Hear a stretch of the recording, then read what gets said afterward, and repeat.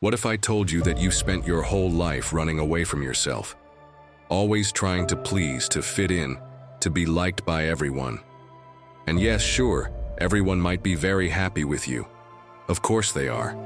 You've been focused on them, while slowly abandoning yourself. The truth hurts, I know, but it sets you free. The Stoics already knew that. My friend, no one is going to live your life for you. Either you choose yourself today, or you'll stay stuck in a life that doesn't give you what you want. In this video, I'm going to show you why the key to getting what you truly deserve is focusing on yourself. And before you say it, no, this isn't about being selfish. It's about emotional strength. You know what the Stoics did? While the world chased validation and recognition, they returned to center, back to themselves. They cultivated inner strength, mental clarity. Today you'll learn how to apply these ancient teachings to break free from autopilot and reconnect with who you are. Because when you truly choose yourself, the universe does too. Let me say it loud and clear. You're not here just to survive or to please others. You're here to wake up. Are you ready to return to yourself? Before we continue, if this content is bringing you value, consider subscribing and becoming an exclusive member to access unique perks. And tell us in the comments, what will be your first step to stop living for approval and start building from within without waiting for applause? Or just write, I'm a Stoic. Today I choose to walk firmly, even if no one's watching. Lesson 1. Don't mistake peace for comfort. There's a kind of peace that isn't peace at all. It just looks like it. It's the calm of someone who's too afraid to shake things up. Someone who leaves everything as it is, not because they're in harmony, but because they're scared of losing the little stability they've got. That kind of false peace feels a lot like falling asleep with your eyes open, like living on autopilot, like pretending everything's fine because, well, at least no one's yelling. But inside there's noise. It's like when you say it's fine, and deep down you've got a full-blown storm brewing, one with a name, last name, and zip code. You say you're okay, that you'd rather avoid arguments, that stirring things up isn't worth it. But then you can't figure out why you're having trouble sleeping, why you're always tired, why something in you feels like it hasn't taken a deep breath in weeks. My friend, maybe what you call peace is just a fancy way of hiding from yourself. Stoicism doesn't promote that passive kind of peace. It doesn't invite you to silently endure or bottle up your feelings. Quite the opposite. Marcus Aurelius spoke about acting in line with your rational nature, and he wasn't sitting in his room writing pretty phrases. He was running an empire. He made tough decisions every day, faced betrayals, illness, war, and still, each night, he asked himself if he had acted with integrity. That's real peace, the kind that comes from looking in the mirror and knowing that, even if things aren't perfect, at least you're not betraying yourself. I've swallowed that comfortable peace more times than I care to admit.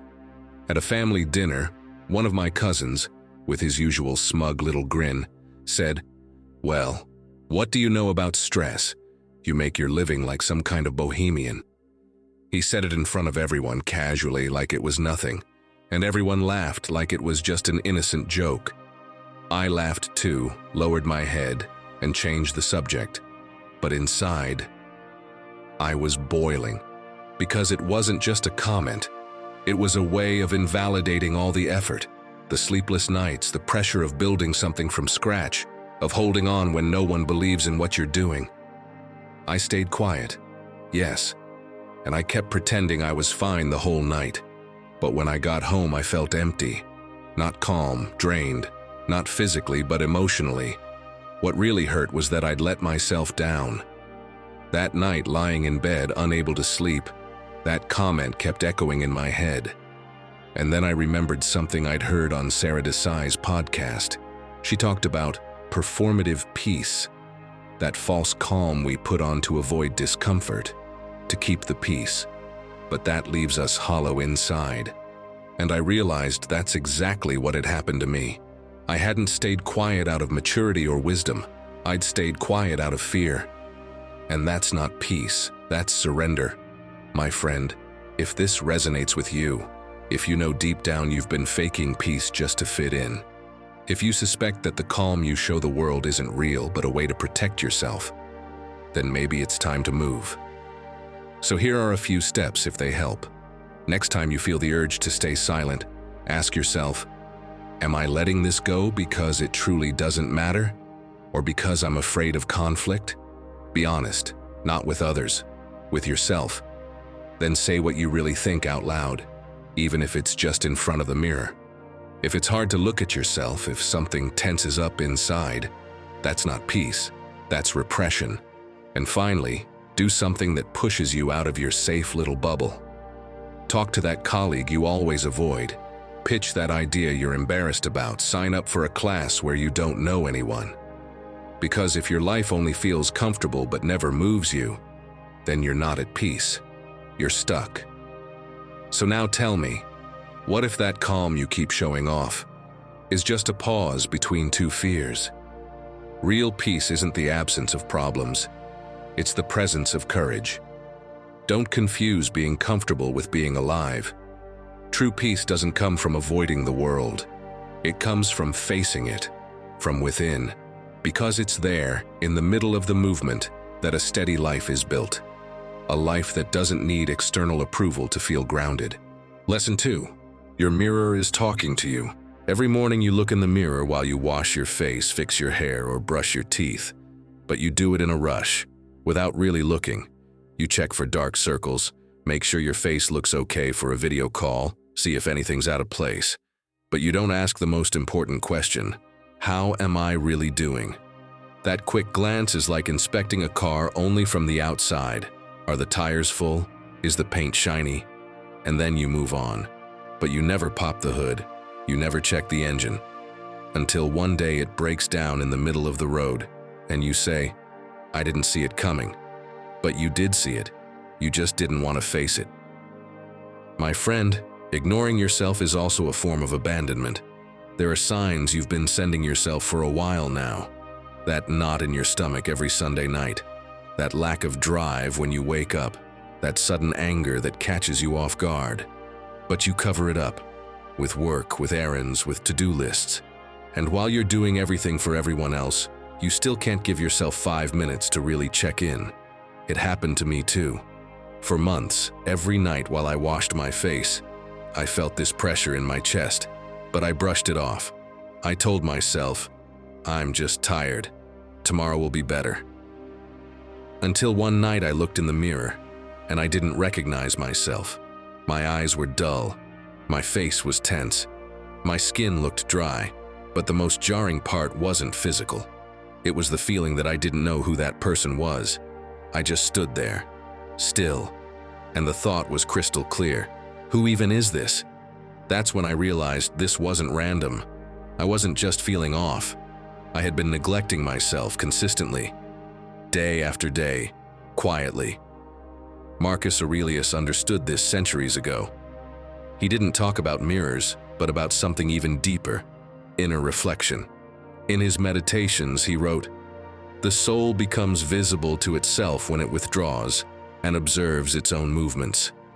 He wasn't talking about your reflection in the bathroom mirror. He meant introspection, the ability to stop, ask yourself how you feel, what you need, what you've been ignoring. Because the most honest mirror isn't the one in your home, it's the one inside you. And yes, we can imagine Seneca looking at his reflection in the water and saying, "The beard looks good today, but what a night of insomnia."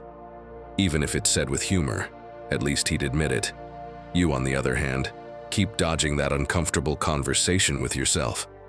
But for how much longer? So, my friend, the next time you look in the mirror and feel like something's off, don't run.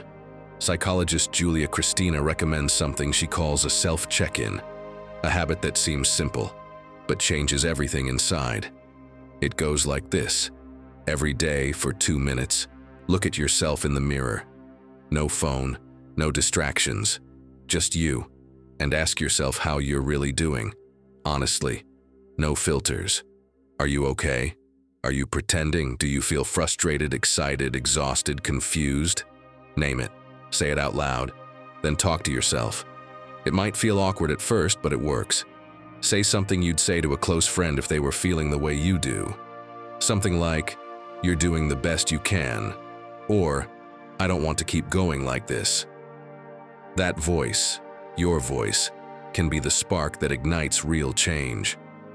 And if you discover something painful, if you notice sadness or anger or exhaustion, don't cover it up with distractions. Write it down, get it out. Because what you don't acknowledge ends up controlling you. The mirror doesn't lie. And if every time you look in it you feel like something's missing, like there's a disconnect, like there's a shadow in your reflection, maybe it's not your hair, your clothes, or your fatigue. Maybe it's that you stopped seeing yourself a long time ago. And if you can't see yourself, how can you prioritize yourself? Because learning to put yourself first doesn't start with big moves. It starts with something as simple as daring to really look. And that, my friend, is the first step back to yourself, to taking back control, to transforming your life from the inside out. Lesson 3. Stop betraying yourself. There's a quiet way to lose yourself, and it doesn't happen when things go wrong. It happens when you stop listening to yourself. When you say yes while deep down you mean no. When you smile while something inside is breaking. When you go along with what's expected, even though everything in you is screaming that this isn't the path you want. That's the most dangerous kind of betrayal. The one that happens in silence, with no witnesses, but slowly takes pieces of you each day. And no, I'm not talking about huge decisions. I'm talking about the everyday stuff. When you agree to meet with people who drain you. When you put your dreams on hold just to avoid making others uncomfortable. When you put other people's approval above your own peace. Those small compromises, when they pile up, end up pulling you further and further away from yourself. The Stoics were clear about this. It's about living with integrity, about being loyal to what you think, what you feel, and what truly matters to you. Picture this. You're in a room full of people, everyone sharing their opinions, everyone expecting you to agree. What do you do if you don't? Do you stand firm or change your tune just to fit in? Think of Epictetus, think of Seneca. Neither of them would have bowed just to please others. They would have spoken with respect, yes, but with firmness. Because for them, betraying themselves was worse than losing everything. As Epictetus said, first say to yourself what you would be, and then do what you have to do. That's what it means to live with self-respect, to be true to yourself. And you? How many times a day do you do the exact opposite? You say you're going to take care of yourself, and once again, you put yourself last. You say you'll set boundaries, and then stay quiet to avoid upsetting anyone. You say you'll change, but find yourself stuck in the same loop as always. Sound familiar? Psychologist Mariam Kuchaki from Northwestern University discovered something powerful. When you act against your values, your mind pushes back. It's called moral dissonance, and it's no small thing. It's like a silent alarm screaming inside you. This isn't it. And the longer you keep pretending everything is fine, the more intense it gets. Anxiety, exhaustion, confusion, they don't always come from the outside. Often they come from betraying yourself. And the worst part is, you don't even realize it until you're at your limit. And of course, when you live like that for too long, it starts to hurt just to be with yourself. Because deep down, you know you could have spoken up, could have stood your ground, could have chosen yourself, but you didn't. And that weighs on you. Like a tab you never settled with yourself. Modern-day Stoics wouldn't be the ones shouting the loudest. They'd be the ones who look you in the eye, who speak clearly, who don't betray themselves, even if that means making others uncomfortable. And not out of ego, but out of respect. Because if you don't respect yourself, who will? So tell me, do you dare to respect yourself like a Stoic would? What would happen if every time something didn't sit right with you, you said it? If every time something hurt you, you drew a boundary? Look, if you ever feel like you're losing control, like you don't know how to come back to yourself, do this. First, pay attention to your body. When what you're doing doesn't align with who you are, it shows. Your chest tightens, your stomach knots up, your energy drops. That's your compass. Listen to it. Then ask yourself, does what I'm about to do represent me? Or am I doing it out of fear? If the answer doesn't make you feel strong, it's time to stop. And finally, practice coherence in the small things. Say no when you don't feel like it. Rest when you need to. Speak your truth, even if your voice shakes. Don't underestimate those moments. Because every time you choose what you feel, you're choosing yourself. Because focusing on yourself is also about this: stopping the betrayal. Stopping the act of living a life that looks like you on the outside but doesn't honor you on the inside. And trust me, when you come back to yourself, everything starts to fall into place. Lesson 4. You don't need motivation, you need direction. Motivation? Do you really think Marcus Aurelius woke up saying, "Today I feel inspired to be emperor"? Spoiler, no, because he didn't need to feel inspired. What he had was a clear sense of direction. And when you have direction, motivation takes a back seat. You get up and do what needs to be done. Period. The problem is that you've been taught to believe that without motivation, you can't start anything. That you need that spark, that hype video, that epic quote before you move. But the truth is this: energy often shows up after you start, not before. And if you wait for it to begin, you'll spend your life stuck in neutral. Motivation is fleeting. Direction, though, that's your compass. Think about that successful person you admire. Who comes to mind? Kilian Jornet climbing a mountain, chest bursting with effort? Oprah facing the cameras with a steel smile? Or maybe it's that friend of yours who built her own business from scratch? Doesn't matter who it is. Doesn't matter what they do. Do you really think they're motivated every single day? Of course not. What they all have in common isn't non-stop motivation. It's clarity. They know who they are, they know where they're going, and that, my friend, is what pushes them forward even when the fire isn't there. Vanessa Van Edwards, author of Q's and TED speaker, has shown this too. She says the most productive people in the world aren't the most motivated. They're the ones with the clearest inner roadmap. They don't wake up to wing it. They have a direction. And when you know where you're headed, "I don't feel like it" becomes nothing more than background noise. Think of it like this: if every morning you decide what to do based on how you feel, it's like a ship asking the wind which way to sail. You're lost. One day you'll fly full speed ahead, and the next you'll be stuck. But if you're clear on your North Star, even when the wind pushes against you, you keep going.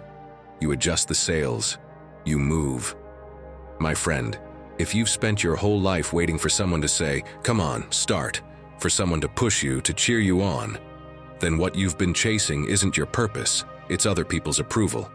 And that leaves you empty. Because you're living for how I'm seen, not who I want to be. So here's a powerful exercise. Every Sunday night, ask yourself, what concrete action would bring me closer this week to the person I want to become? No vague answers like read more or be better. No, something real. Like read 5 pages before bed or don't check my phone until after breakfast. And if today isn't Sunday, who cares? Start now. Then when you wake up each morning, before you grab your phone or check the time, say out loud, "Today, rain or shine, I will take one step forward." It doesn't have to be a big step. What matters is that it aligns with what you want to build. Oh, and one more thing. Give your direction a name. Literally. Don't say, "I want to feel better." Say, "I want to be someone who takes care of their body, someone who doesn't betray themselves, someone who leads with calm." Naming it leaves a mark. It reminds you where you're going when you're tempted to give up. Because direction is what gets you out of the loop. You don't need someone to hype you up anymore. No, because you already know why you're doing this. And that's the difference between living with intention and living for the next round of applause. Lesson 5. Someday is killing you. Imagine Seneca in his robe telling his assistant, "Put meditation on my schedule once I get organized." Maybe in a couple of years. Sounds absurd, right? That's exactly how ridiculous it sounds when you say, "When I have time, I'll start the project. When things calm down, I'll take care of myself. Once this rough patch is over, I'll do something for me." Spoiler, that patch never ends. There's always something more urgent, and without realizing it, you keep postponing the most important thing, yourself. I'm telling you this because I used to do it too. I remember an interview that could have changed a lot in my career. I'd been preparing for weeks. It was one of those once-in-a-lifetime chances. But on the very day, my partner asked for help with a task that wasn't even urgent. They said they could reschedule, that it wasn't a big deal. And I said yes. I canceled. I messaged the company with some lame excuse. I thought, well, if it's meant to be, another one will come. But the truth is, it wasn't fate that closed the door. It was me. I chose to prioritize everything, except my commitment to myself. And it was after that moment that I came across a quote by Marcus Aurelius that shook me. Do not act as if you were going to live 10,000 years.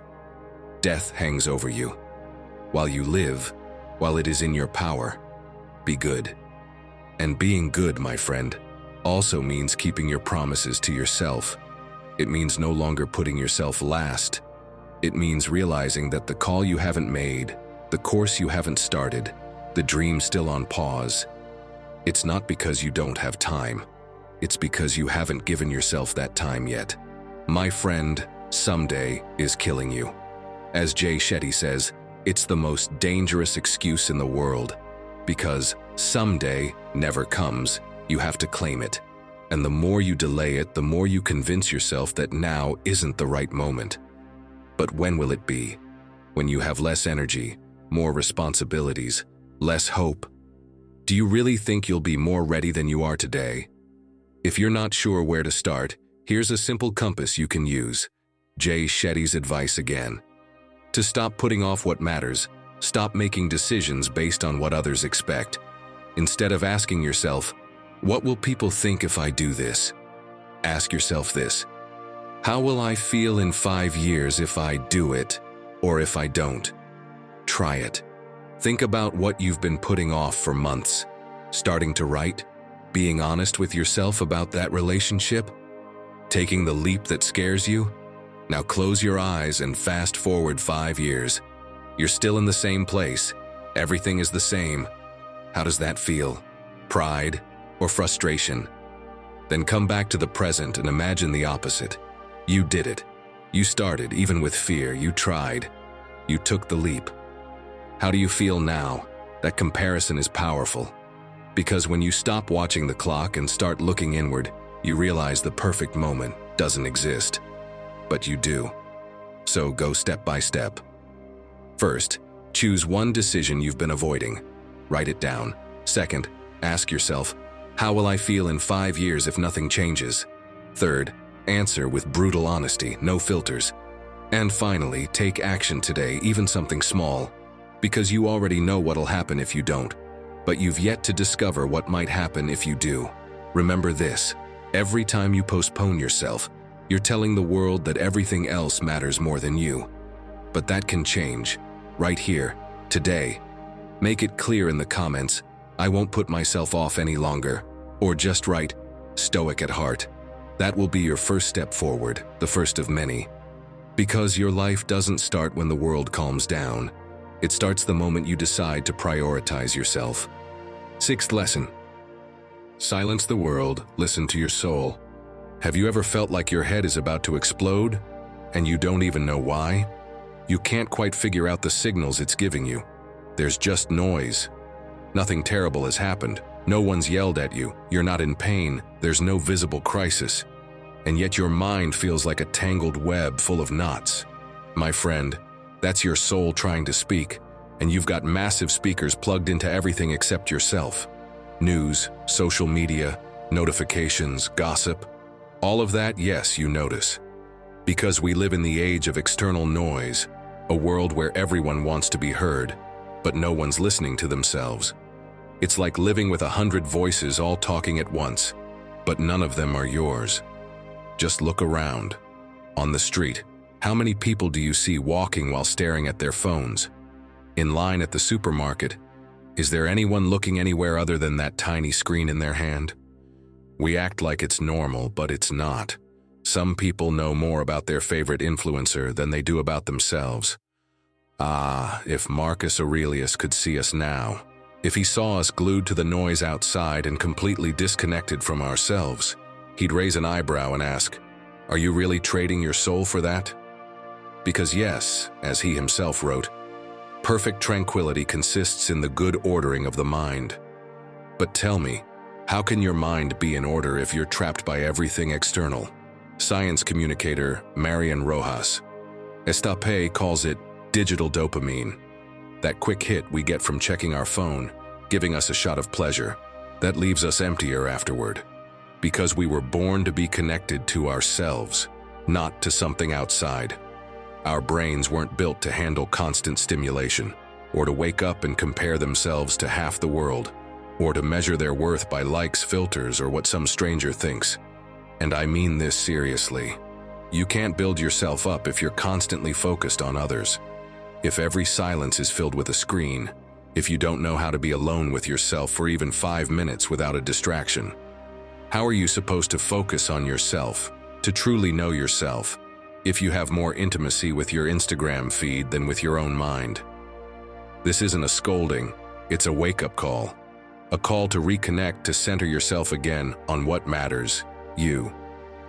Tell me, what do you do when you have a free moment? Do you use it to check in with how you're really feeling, or to keep consuming what others are doing? Because I promise you, the more noise from the outside, the less clarity inside. And if you're feeling scattered, confused, anxious, maybe you don't need more motivation. Maybe what you need is silence. Look, you don't need to move to the Himalayas or throw your phone away forever. You just need small moments of presence. Simple things, done daily, that work like magic. For example, leave your phone out of the bedroom. Don't let it be the first thing you see in the morning or the last thing at night. You'd be surprised how much your mind changes when your day starts and ends in peace. Give yourself 5 minutes a day without stimulation. No music, no videos, nothing.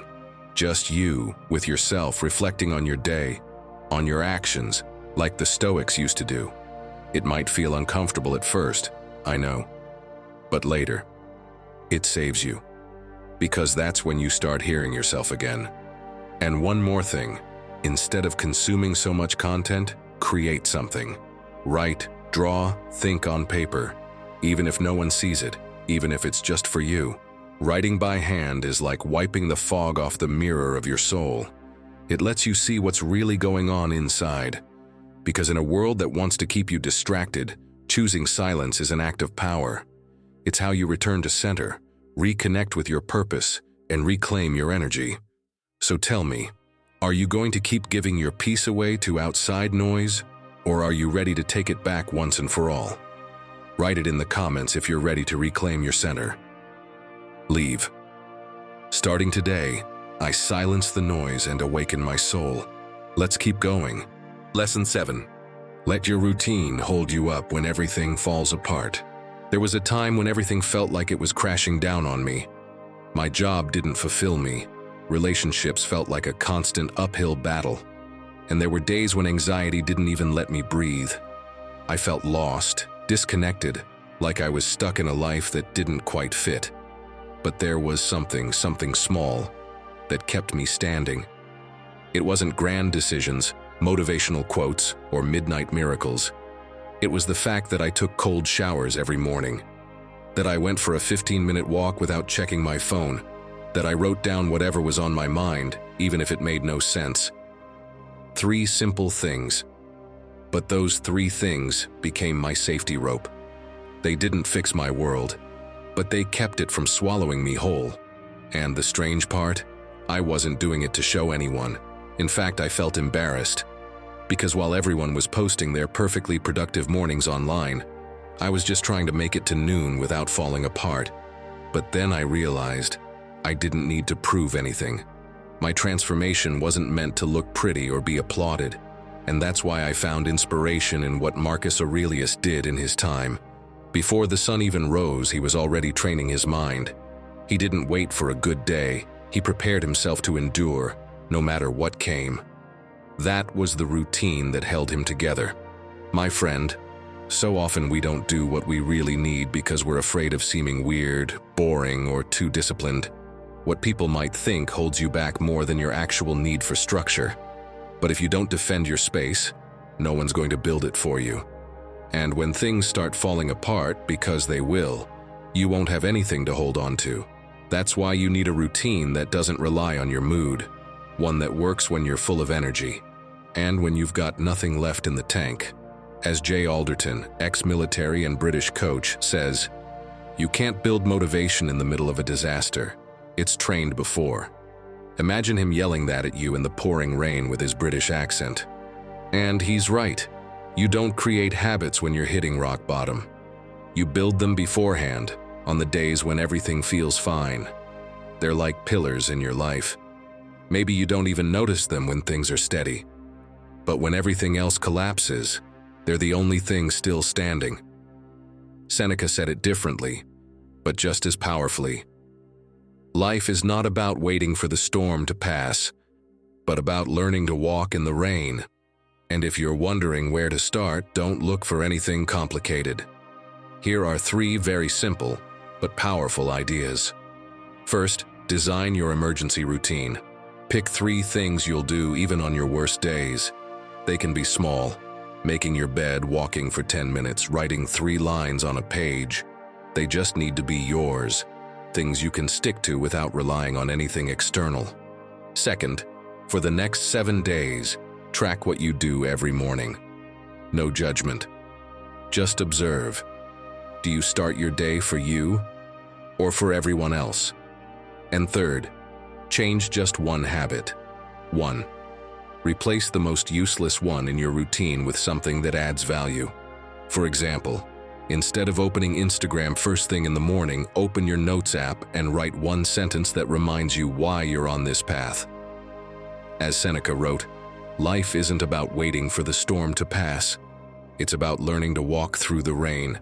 And if you don't know what to lean on when everything falls apart, maybe it's time to build something that truly holds you. Now tell me, what's that small habit you're going to protect, even on your grayest days? Drop it in the comments. That will be your anchor. And maybe also your starting point. Lesson 8. Don't talk to yourself like an enemy. Picture this. You've spent the whole day with a harsh judge sitting on your shoulder. One in a wig and robe, with a scowl and an endless notebook full of accusations. He never rests.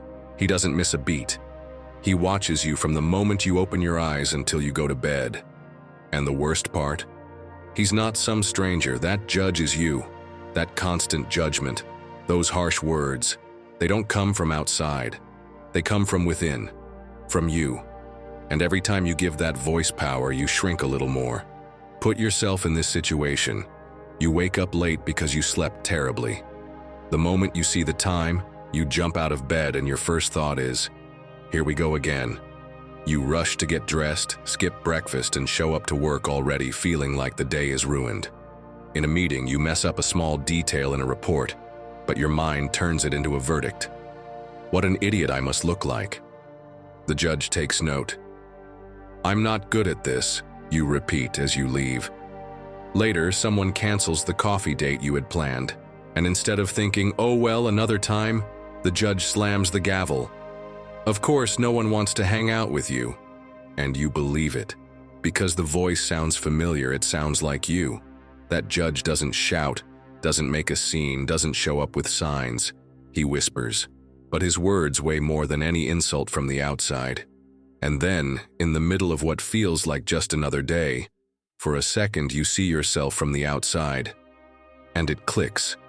That judge isn't sitting on your shoulder. He's in your mind. And he looks a lot like you.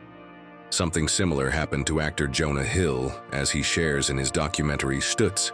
For years he was stuck in a constant battle with his own image. At every red carpet, while smiling for the cameras, one thought echoed in his head. I don't belong here. It didn't matter how many successes, awards, or compliments he got. In his mind, there was always one voice louder than the rest, his own. He told himself things like, you're fat, you're a joke, no one takes you seriously. And the hardest part wasn't hearing that once. It was living with it daily, endlessly, like a silent loop. And you know how it started to change? not with a diet, not with intensive therapy. It began the day he realized he would never speak that way to a friend. He'd never tell someone, "You're disgusting the way you are." He'd never say, "With that body, who's going to love you?" So why was it okay to say that to himself? That's when the shift began. Not overnight, not perfectly, but it was real. He started practicing what he called the friendly voice. Every time that brutal critic showed up, he tried to respond as if he were talking to someone he cared about. "I'm doing the best I can. My body deserves respect. I am more than an image." Small sentences, small wins, but like he says, if I could speak to myself the way I speak to my friends, I'd live in peace. And so he began, little by little, until that peace stopped feeling impossible. Marcus Aurelius understood this centuries ago. He wrote, "The soul becomes dyed with the color of its thoughts." And he didn't say it to sound poetic in a book. He said it as someone who had to hold up an empire and his own mind. Because if your thoughts are the foundation of your world, and those thoughts are filled with insults and reproach, what kind of home are you building to live in? Think about this. If every time you mess up you call yourself useless, if every time something fails you say, "It's my fault," if every day you talk to yourself like you're your own worst enemy, how can you expect to live in peace? You can't live a calm life with an inner voice that won't let you breathe. And my friend, if you can't find comfort in yourself, where are you going to find it? Want to put into practice what Marcus Aurelius lived by? Start with something as simple as observing your thoughts like he did in his journal. When you have a rough day, stop and ask yourself, is what I'm saying to myself fair? Is it useful? Is it necessary? Because he didn't write for others. He wrote for himself, to examine his mind, filter the noise, and speak with clarity. Do the same. Grab a notebook. At the end of the day, write down 3 phrases you told yourself. Then look at them through Marcus Aurelius's lens. Are they helping you grow or pulling you down? Because in the end, true Stoic discipline doesn't start with what you do. It starts with what you say to yourself. Because, my friend, if you don't become your safe place, you'll keep being your battlefield. Now tell me in the comments, what's that phrase you keep repeating to yourself that you know you need to change now? Or just write, Stoic at heart, to remind yourself that starting today, your inner voice can become your ally too. 9th lesson. Do you know where you're headed? Yes, I know. It might sound like a silly question, but it's not. Do you remember what happened to the Titanic? It was the best cruise ship in the world, the most beautiful, the biggest, the most powerful. They said it was unsinkable, but we both know how that turned out, right? A simple navigation error sent everything overboard. That mistake, so small on the surface, ended up sinking it. Don't let the same thing happen to you. Because yes, just like the Titanic, you might have a shining image on the outside, a life full of achievements, applause, and recognition. But if you don't know where you're headed, you'll crash into your own iceberg. And no, you don't have to be sinking to realize it. You just have to start paying attention. Tell me the truth. Haven't you ever felt like everything looks fine on the outside, but inside, it's a different story? You go through the motions, do what's expected, but deep down, something feels off. Like you're on autopilot, moving forward without knowing if you're actually heading toward what you want, or just toward what you've been told you should want. Like the Titanic, confidently sailing forward, but unable to avoid its own catastrophe. How much longer are you going to keep going with a course you didn't choose?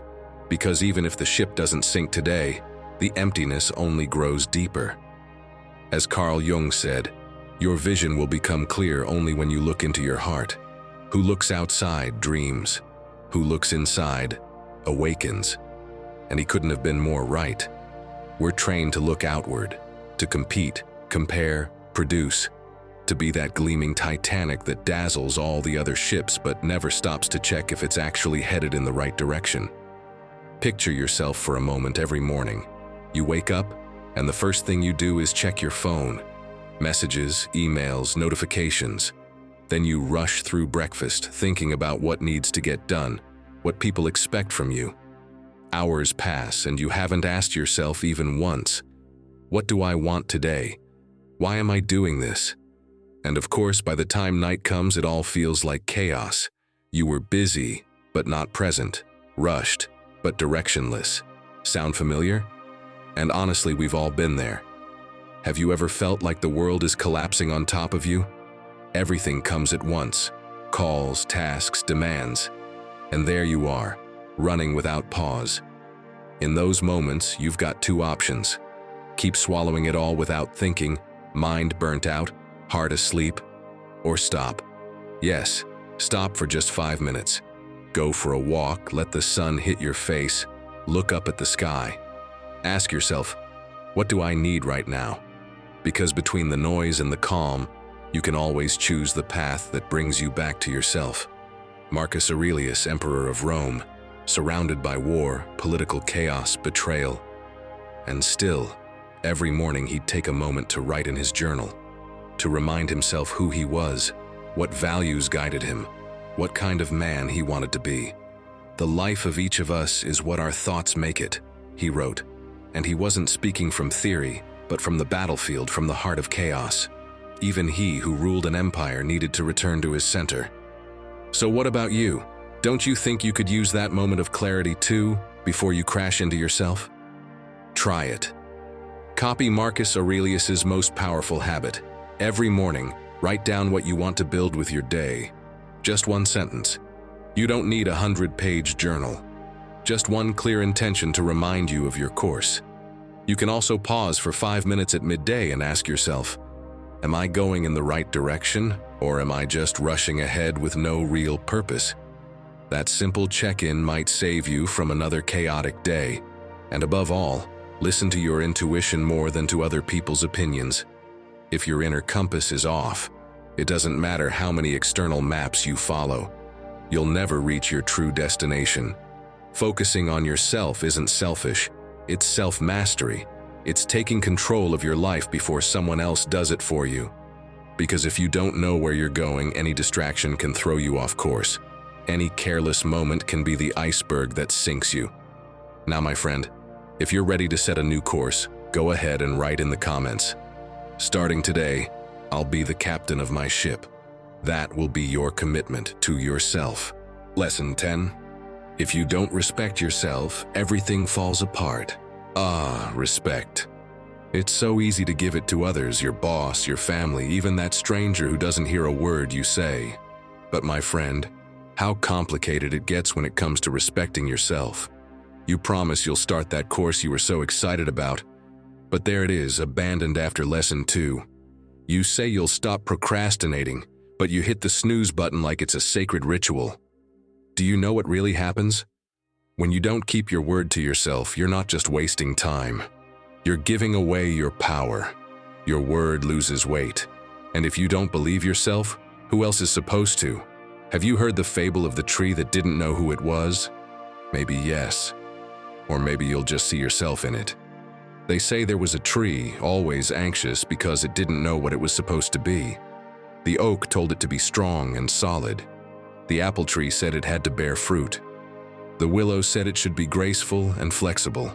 And so, trying to please everyone, the tree tried to be all of it at once. But it couldn't. It always failed at something. Until one day, a small flower, barely visible, told it something simple. You don't have to look like anyone else, just be yourself. And the moment the tree accepted that, when it stopped chasing external approval, it finally started to grow. Sound familiar? That's what happens to us too. We go through life trying to meet all the expectations, be more productive, more charming, stronger, more stable. And in the middle of all that noise, you forget to listen to yourself. And when you stop listening, you stop respecting. Imagine you want to start a small online business, you're excited, you talk about it. You know it lights you up. But then the days go by, and nothing. I'm too busy. It's not the right time. But the truth is, it's not the business you're putting off. It's you. You're showing yourself through your actions that your ideas don't matter, that your promises aren't worth much. And in the long run, that tears you down. Epictetus would be clear about it. He'd look you in the eye and ask, "Are you acting according to your rational nature? Or are you betraying yourself out of fear?" Because for the Stoics, self-respect meant doing what you know you're supposed to do, even when it's hard, even when you don't feel like it. Because that's the one thing you can control, your action. Everything else is just noise. And don't think I'm just quoting from books. I lived this. At a time when I felt totally lost, I heard something that snapped me out of it. It was on Rob Dial's podcast, The Mindset Mentor. And no, it's not classical Stoicism, but what he said cut just as deep. I followed his advice and now I'm sharing it with you. First, identify your false modesties. What achievements are you downplaying out of fear of seeming arrogant? Write them down, read them, they're yours. Second, act even when you don't feel ready. Want to record something, write, start a project? Do it badly if you must, but do it. Third, learn to say no, kindly but firmly. Sentences like, "Thanks, but that doesn't work for me right now," carry more strength than you think. No, you don't need to justify every boundary. And fourth, look in the mirror and say something good to yourself. Literally, I have something to offer. Even if it feels awkward at first, your brain takes it in. And that voice? Slowly it becomes your ally. So let me ask you a tough but freeing question. If you were your own friend, would you believe you? Because if your word doesn't mean anything to you, then everything you build will eventually collapse. Doesn't matter what you say. Doesn't matter what you post, what you share, or what you dream of. If you don't respect yourself, the world won't either. And if this whole journey has made you realize that maybe, just maybe, you've spent more time trying to be liked than trying to move forward, then wait. What comes next isn't just another piece of advice. It's the shift that can change everything. The piece that, when it fits, finally turns your life toward you. Lesson 11. A golden cage is still a cage. My friend, sometimes it looks like you have everything. From the outside, it all lines up. But inside, something just doesn't fit. Picture this. You've got a good job. You earn well. You go to the gym, you go out on weekends, you're in a stable relationship, and everyone says you're doing great. But you wake up on a random Monday with a tight chest. You eat breakfast without appetite. You head to work, and even though no one says anything wrong, you feel like you don't belong. In meetings, you smile and do what's expected, but inside the lights are off. At night, you struggle to fall asleep, and you don't know why. I'm lucky, you tell yourself. I've got no reason to feel like this. And yet, you feel it. Because you've built a life approved by everyone, except you. It's like you're living in a cage, but not just any cage, a shiny one, with golden bars, polished, dazzling from the outside. Everyone looking in says, "You're so lucky, I wish I were in there." But you know the truth. You can't fly in there, because everything you do is based on what's expected of you. Every choice you make is about keeping up appearances, not about feeling free. And that, my friend, is also a way of being trapped. But do you know who didn't fall into that trap? Epictetus. He was a slave and still understood freedom better than anyone. He made it clear with a phrase that cuts through the centuries. No one is free who is enslaved to what others think is valuable. His life wasn't easy, but it was his, because he never handed over his soul to someone else's judgment. And if he, in actual chains, could live from the inside out, how can you not at least try? But don't worry, you're not alone. Writer Matt Haig fell into that same trap. From the outside, he had everything you're supposed to want, but inside he was falling apart, until one day he broke down and realized what he'd been ignoring for so long. Depression taught me I was living a life that wasn't mine. Sometimes your body has to scream what your soul has been whispering, but don't wait until it gets that far to finally listen. And why does this happen to us? Psychologist Nicole LaPera says it's because we fall into the trap of functional success. You're doing fine, but you're not really you, and that wears you down. Because pretending to live a perfect life is exhausting. It takes up space. It erases you little by little, until one day, you don't even know what you like or what you need. You just know you can't do it anymore. So tell me, my friend, are you truly okay, or just permanently on hold, waiting for something to magically change? If it feels like you're living in a script you didn't write, ask yourself this every Sunday night. This week, did I live the way I wanted to, or the way I was supposed to? For example, did you go out to dinner with people who drain you just to be polite? Did you take on extra work just to be liked? Did you delay an important decision because now's not the right time? Did you hold your tongue in a conversation because it was easier not to make waves? If any of that sounds familiar, it's time to rewrite the script. Then, look for something you gave up out of fear, something you loved, something that moved you but you stopped doing just to fit in. Maybe it was dancing, writing, studying something that called to you. Do it. Even if it's just 10 minutes. Not to share, not to prove anything, just to remind yourself you're still in there. And finally, make a list of things you'd do if no one had an opinion. If the world went silent. If only you mattered. Pick one. Just one. Start there. Because prioritizing yourself doesn't always mean changing everything. Sometimes it's just about listening to yourself again. Because in the end, what's the point of having everything if you don't feel like yourself? The hardest cage to break out of is the one that shines, but it's also the most urgent. And the first step is giving yourself permission to be free. Even if no one else understands, even if it feels crazy. Because only you know what you need, and if today you decide to crack that door open, the fresh air that comes in will be yours. Lesson 12. No one owes you anything, but you owe yourself everything. Have you ever felt that burning frustration inside because the people you counted on weren't there for you? Like the world owed you something, for everything you've endured, for everything you gave, for all the times you stayed silent. And what did you get in return? Silence, absence, misunderstanding. Then that phrase creeps into your mind. After everything I did, this is what I get? Picture this. You come home exhausted. It's been a terrible day. No one asked how you were. No one acknowledged your effort, not at work, not in your family. You sit on the couch and something inside you explodes. Because deep down, you were hoping for something.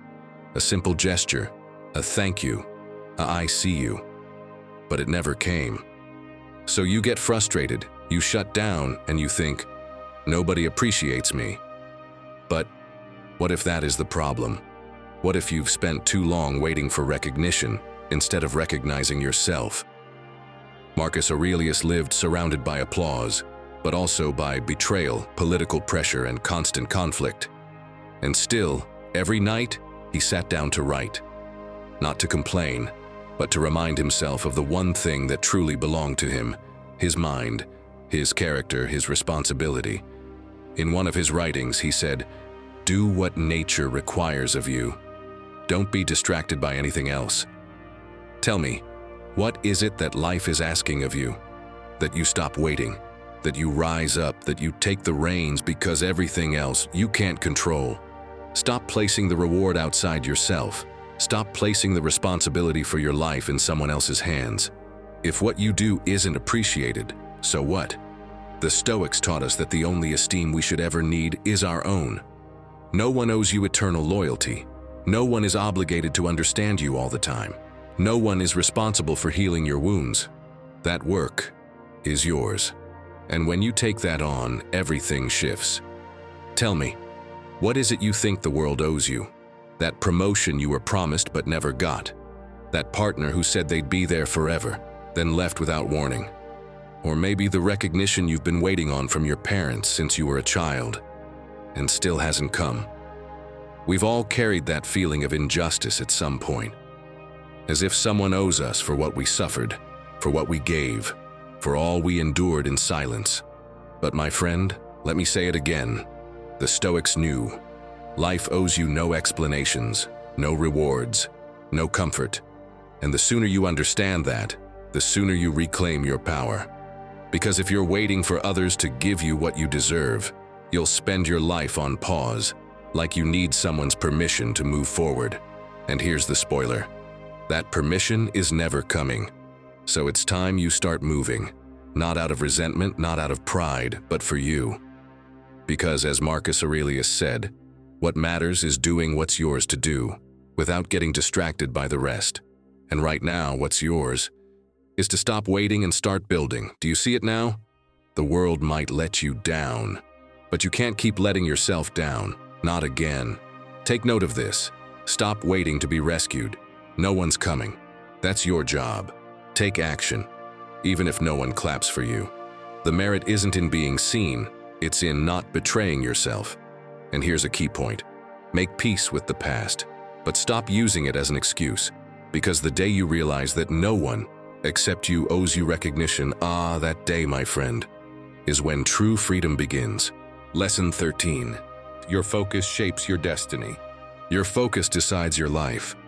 But lately, it feels like your life is being decided by the algorithm, and you, without even noticing, just keep scrolling. You wake up wanting to have a productive day, and before you've even put on your socks, you've already watched 3 cooking videos, 2 political debates, and 1 random opinion about a celebrity you didn't even know existed. And then you wonder why it's so hard to focus on what truly matters. No, I'm not blaming you. We live in what psychologist Luis Calderon calls a structural attention deficit. Everything is designed to distract you, to split your attention across 1,000 things, except you. And little by little, you drift away from what actually helps you, what transforms you, what builds you. Because if you spend the whole day consuming other people's lives, when exactly are you going to build your own? Look, I know you want to change. You want to get better. Maybe you've even bought a few self-help books, but let's be honest. You start them all fired up, and 10 seconds later, your mind's already somewhere else. A WhatsApp notification pops up. You suddenly remember to check if there's a sale on that app where you always buy stuff you don't need. And next thing you know, you've spent 20 minutes watching someone else's perfect life in stories. And your transformation? Still on pause, waiting for you to come back to yourself. Let me tell you something you might not like. To the market, you're not a person, you're a product. Your attention is bought and sold. That's why they don't care if you transform, if you chase your dreams, or if you're slowly burning out inside. But you, my friend, should care. Because if you're not the one deciding where your energy goes, someone else will do it for you. The Stoics knew this deeply. Marcus Aurelius wrote, "The quality of your life depends on the quality of your thoughts." But today, the problem isn't even that we think poorly. It's that we don't think at all. We just react to whatever shows up, whatever pings, whatever sparkles, never to what actually matters. And what matters? You, your growth, your peace, your discipline. Because if you don't build a strong, focused mind, any noise can tear you down. So here's a simple, powerful challenge. Tomorrow, first thing in the morning, decide consciously 4 things you want to focus on. 4 things that are yours. Real things. Don't say, "I'll see what happens." Choose. Read 20 pages, take a phone-free walk, call someone who lifts you up, finish a task you've been avoiding. Write them down. Make them clear. Then assign each one a time. Use your phone's timer. Focus on one, give it your full attention, and only when that time block ends, take a break. And yes, even that break should be planned. Not because you're a machine, but because your attention needs structure if it's going to survive. This might seem small, but it's the first step toward reclaiming your focus. And when you reclaim your focus, you start taking control of your destiny. Because everything you want, everything you dream of, depends on your ability to choose what gets your mind. Your focus shapes your destiny. And that's not just a cute quote to post on Instagram. It's a warning. If you keep letting others choose for you, your life will drift by on autopilot. But if today you choose to look inward, to make yourself a priority, to protect what feeds your mind. Everything starts to change. So tell me, what are the 4 things you're going to focus on today? Write them in the comments, because every decision you make with intention is another brick in the solid life you're building. Not perfect, but yours. Lesson 14. Your attention is your greatest treasure. Ah, attention. That precious and rare treasure in our time. If before it was taken by a friend or your boss, now it's stolen by anything flashy with a notification. Every stimulus is like a silent thief. It doesn't hit you. It doesn't yell. It just slips in. And by the time you notice, you're no longer here. You're lost in a video, a story, a comment you don't even care about. You go to the kitchen for a glass of water, and 20 minutes later, you realize you're watching videos about how to survive on a desert island. And of course you tell yourself, just 5 minutes. But you stay for an hour. Your mind, instead of being with you, is wandering aimlessly down the alleyways of distraction. And the worst part is, while you're doing all that, you think you're resting. But in reality, you're losing yourself. You're losing focus, disconnecting from what you feel, from what you need, from what actually matters. And then, of course, comes that emptiness, that quiet question at the end of the day, why do I feel this way? As if your energy has been leaking through some invisible crack, as if you've been everywhere, except with yourself. Seneca didn't talk about not wasting time like some motivational quote you'd find on a coffee mug. For him, it was life or death. He taught that wasting time was the greatest theft because there's no way to get it back. He said people guard their money fiercely, but let their minutes be stolen as if they're worth nothing. And he was right. Today we protect our bank passwords, but not what enters our minds. We let every little notification interrupt us, as if our attention costs nothing, when it's actually worth everything. And I get it. Looking outward is easier than looking inward. Of course it is. But if you're here, it's because you want to return to yourself. You want to reconnect, to feel alive again, right? Then it's time to disconnect from empty distractions and come back to you. And modern psychology says the same. Neuroscientist Daniel Levitin explains that every time we jump from one task to another, like stopping work to check your phone, our brain pays a cognitive cost. It gets tired. It scatters. We literally become less efficient, more anxious, and more prone to mental exhaustion. And that's not even counting the emotional noise. Psychology calls it digital dopamine, that constant craving for new stimuli which makes you dependent, makes you a slave. But don't worry, it's fixable. Do this, and little by little you'll reclaim your focus. Start by keeping your phone out of the bedroom at night. It's a small gesture, but it makes a massive difference. Sleeping and waking without external noise helps you return to yourself, without interference. Next, give yourself at least 5 minutes a day without any stimuli. No music, no screens. Just you, with you. Silence is uncomfortable at first, yes. But it's like a cold shower, unpleasant at the start, but it wakes you up inside. And finally, try writing by hand instead of consuming. It doesn't matter if it's a sentence or a paragraph. When you write, you clarify, you organize, you take control of your mind. And that is profoundly Stoic. Because if you don't protect your attention, you end up living on someone else's schedule. And instead of building your life, you just react to theirs. So, are you going to keep giving your mind away to the noise? Or are you ready to reclaim it, my friend? Dare to do it. Come back to yourself. Trust me, it's worth it. Lesson 15. Live like you have nothing left to prove. If tomorrow were your last day, would you really dress the same, go to the same places, talk to the same people? Would you keep editing your life just to earn applause? Or would you finally dare to live it as it really is?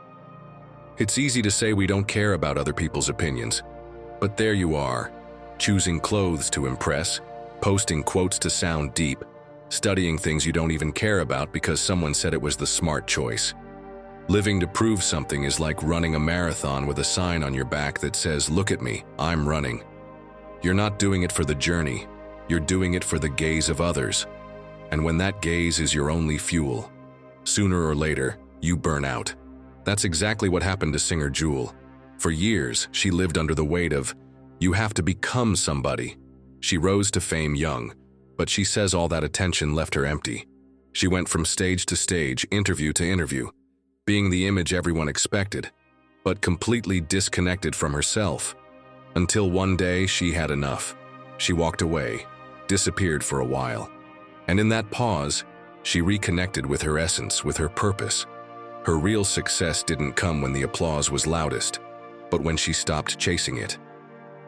My friend, how many decisions do you make each week just because of what people might say? That master's program you don't even like but opens doors. That gym you hate but keep going to because you've got to look good. That project that no longer excites you but you can't walk away from because quitting would mean failure. The irony? No one actually cares as much as you think. No one's watching that closely. You're sacrificing your peace for an audience that isn't even paying attention. Look at the Stoics. They didn't aim to be understood by everyone. They aimed to be true to themselves. Epictetus said it clearly. If you want to improve, be prepared to be called insane. Because yes, when you stop playing by the usual script, you make people uncomfortable. They call you selfish, weird, antisocial. But what they're really seeing is that you're no longer playing their game. Try this. Every time you make a decision, ask yourself if the phrase, "What will they think?" shows up alongside it. If the answer is yes, breathe and do it anyway. That's where freedom begins, when you act even if your image takes a hit. Here's another challenge. Go a whole week without posting anything, without explaining yourself, without sharing your wins or moves. Just live and try this visualization. You're about to make a big decision, and no one on earth will ever know. Would you still make it? That's your signal. That's how you know it's really for you. My friend, true transformation doesn't happen when everyone understands you. It happens when you finally understand yourself. So go for it. Live like you have nothing left to prove. Because the truth is, you don't. Lesson 16. Time doesn't come back. Do you ever feel like the days are slipping by and you have no idea where your life went?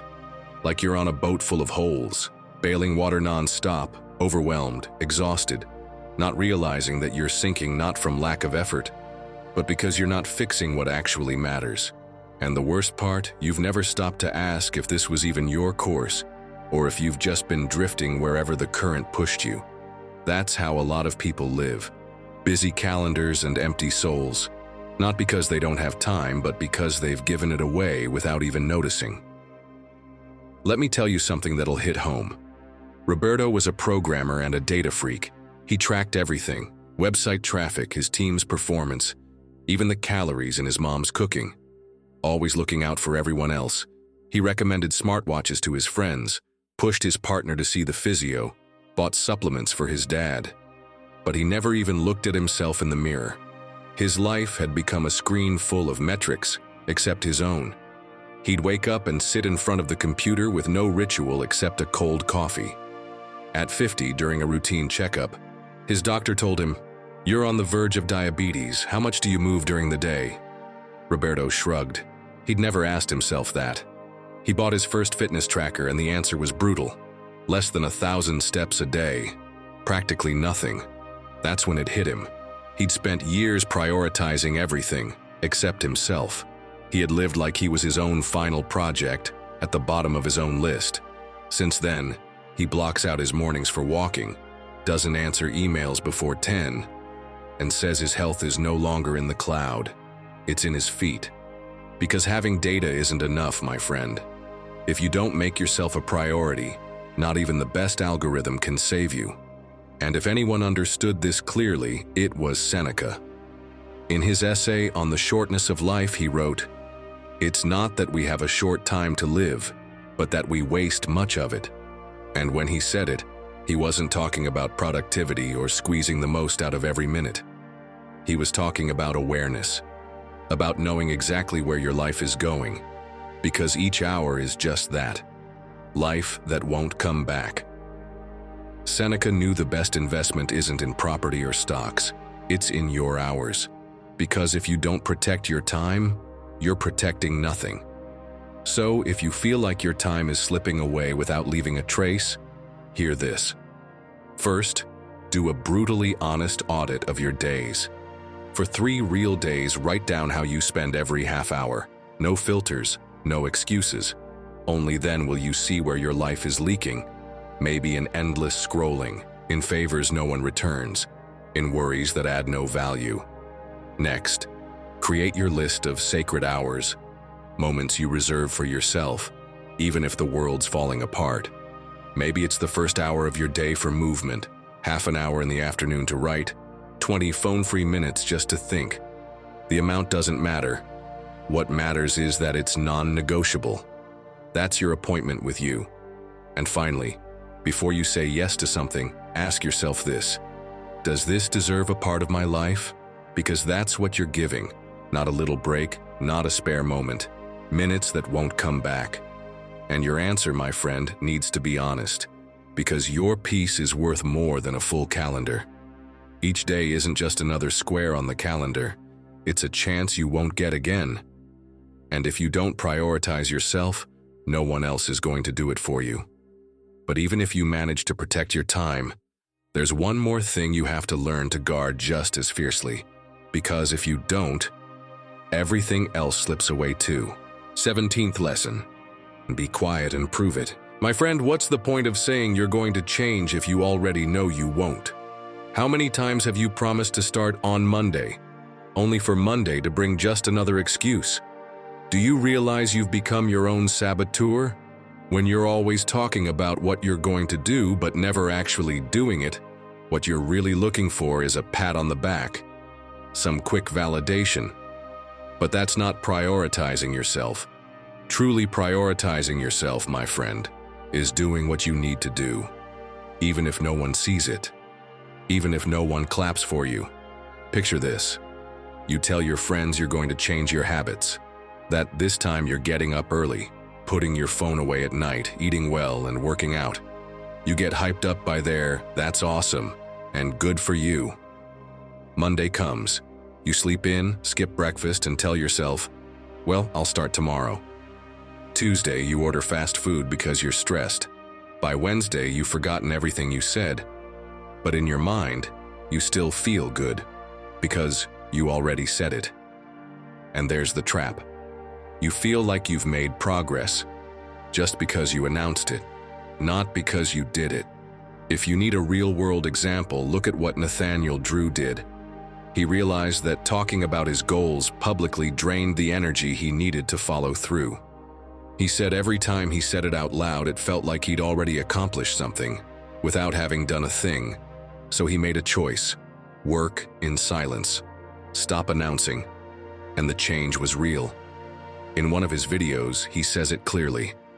Some things are better built in the dark, because when you stop chasing applause, you finally get results. Epictetus put it even more bluntly over 2,000 years ago. Don't explain your philosophy, embody it. Don't talk about what you're going to do it. Don't share your plans just to get encouragement. Follow through, even if no one knows. He was enslaved for part of his life, yet lived with such integrity that we still remember him today. Can you picture Epictetus saying, starting Monday, I'll be more disciplined? No, because he was already doing it. So if you're tired of feeling empty after all those broken promises, do the opposite. Stop saying it. Protect yourself from your own smoke. Start in silence. If you're going to wake up early, set the alarm. But tell no one.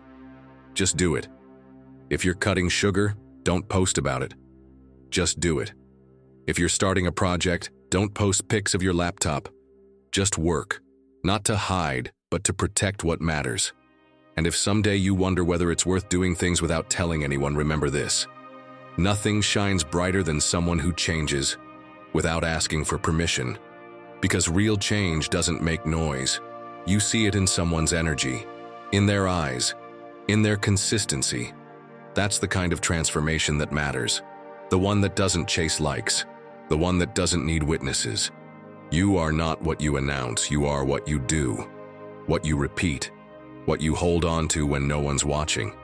And if today you choose to prioritize yourself, don't let the world hear it. Let them feel it.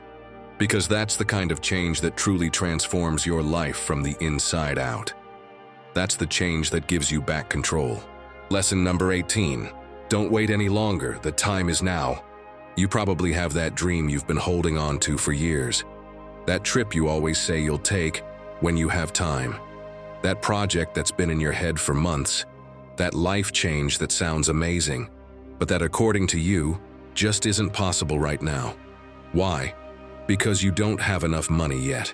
Because your mom needs you close. Because work is crazy right now. Because. And meanwhile, you keep putting off what would actually make you happy.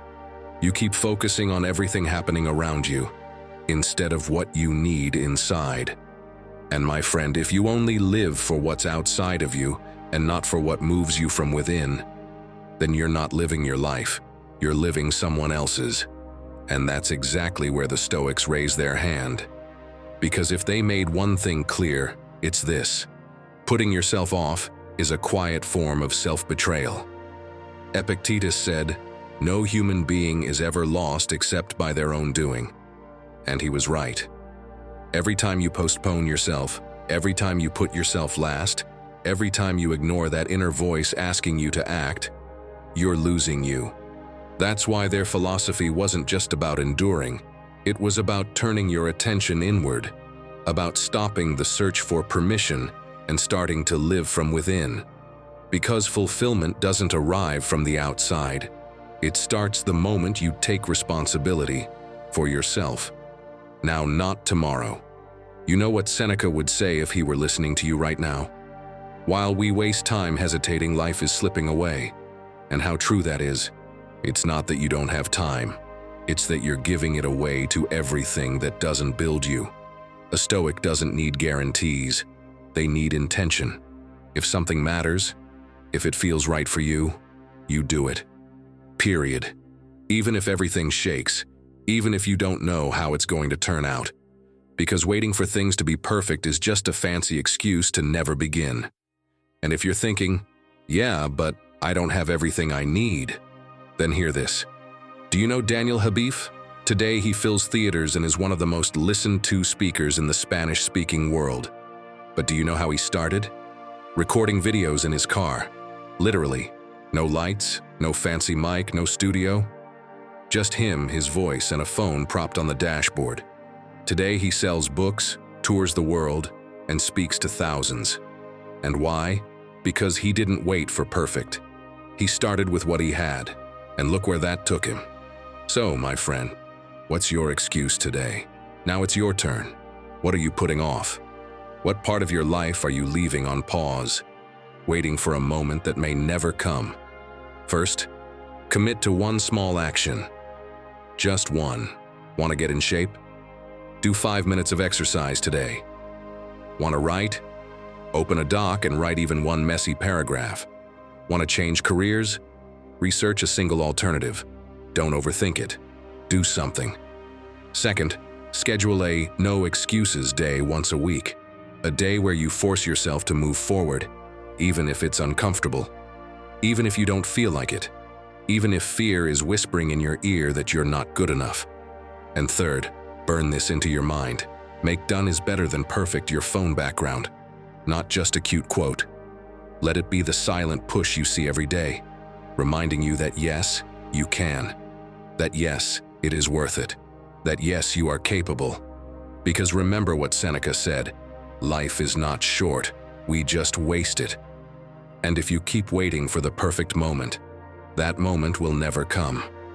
But if you start today, even badly, even afraid, you're already so much closer to your real life than you were yesterday. Lesson 19. Your story doesn't define you, but it does shape you. We all have a story. A childhood with its bright spots and shadows, choices that weren't ours to make, words that stuck with us, glances that hit harder than we ever wanted to admit. And while that doesn't make you a victim, it also doesn't mean you can pretend it never happened. Let me tell you about Andrea Owen. Andrea grew up in a house where emotions were like awkward guests. Everyone knew they were there, but no one mentioned them. If something broke, it got swept under the rug. If something hurt, you smiled and moved on. So she did what any kid would do to survive in that kind of space. She adapted. She learned it was better not to cause trouble, that things went more smoothly if you didn't raise your voice or ask for too much. That being pleasant was safer than being real. She became a kind, quiet, responsible woman. From the outside, everything looked fine, but inside, she felt like she was living on autopilot. One day, no drama, no big breakdown, she simply couldn't go on. She looked in the mirror and realized she didn't know who she was. She didn't know whether the life she was living was a choice or just habit. So she sat down with a notebook and started to write her story, but from a new perspective. Not as the girl who had to adapt, but as the adult who finally wanted to choose. And in that process, she realized something that changed everything. What she thought was her personality was really just a defense, a disguise she had worn for so long, she'd forgotten she could take it off. No, her story didn't define her. But yes, it had shaped her, until she dared to question it. Today, Andrea helps thousands do the same through her podcast Make Some Noise, where she shares this journey with total honesty. Because it's not a made-up story, it's her life. And it was only when she stopped seeking validation and started looking inward that everything began to make sense. Sound familiar? Maybe it's not the same story, but maybe the pattern feels close. How many things do you do today that weren't really your choice, but your past's? For example, if you think you're bad with money, maybe it's not true. Maybe no one ever taught you. If you believe love always hurts, maybe it's because that's what you saw growing up. And if you tend to stay quiet, maybe you're not shy, maybe you were taught that speaking up caused conflict. This is exactly where Stoicism turns the spotlight. No, it doesn't tell you to ignore the past. What it offers is something more powerful, to reorder it. Marcus Aurelius, in his nightly reflections, didn't ask whether he did everything perfectly. He asked whether he had acted from his rational nature or from a borrowed emotion. That's the key. Not reacting by reflex, but acting with intention. And that starts by tracing back where your habits come from. Here's something I want to propose. But do it with care. Set the mood. Find a quiet space, put on some soft music, grab a notebook you like, something that feels good. Light a candle if you want. It's not for show, it's a sign of respect for what you're about to do. Now, write out a moment from your childhood that still marks you. A specific scene that you feel has defined you. Write it exactly how you remember it. And when you're done, write it again. But this time, from the perspective of the adult you are now, with what you know today. Change the point of view and see which parts of that story no longer represent you. Another thing you can do is pay attention to your daily reactions. Every time you catch yourself acting on autopilot, ask one question. Did I learn this, or did I choose it? Just by doing that, you're already starting to take your power back. And if you want to go deeper, record yourself. Seriously. Get in front of your phone camera and tell yourself the new version of your story. Not the painful one, the one that learned, the one that used all of it to grow. Because, my friend, it's time to stop living according to what others taught us, imposed on us, or expected from us, and to finally start building a life that's steady on the inside, even if no one claps for it. A life where you don't need to prove anything, just be at peace with who you are now. So, here's my question. What if what you call your personality is just your past playing on repeat? Then you're not stuck. You're just distracted. Rewrite it, my friend. There's still time. And if you feel like sharing that new version of your story, we'll be reading the comments. We're here to support you. Lesson 20. Knowing when to stop is also strength. Have you noticed there's always something left to do? That even when you sit down, your mind is still on its feet? Like stopping isn't allowed. Like taking a break means losing. But my friend, there's something you need to start recognizing. Stopping is also moving forward. Because if you don't know how to stop, you don't know how to take care of yourself. And if you're not taking care of yourself, you're not living. you're just surviving. The human mind is a lot like a horse. If you make it gallop without rest, one day it collapses. But a wise rider doesn't push it until it drops. He watches it, understands it, and knows when to slow down. Not because he's weak, but because he wants to keep riding. And you? Are you riding or just holding on? Think about this scene. You probably know it well. It's Tuesday. You wake up with a headache, but you down a double coffee and head out like it's nothing. You get to work and go from one meeting to the next. You eat in front of your computer, answering emails between bites. Someone asks for help with something urgent. And even though you're on the edge, you say, "Sure, send it over."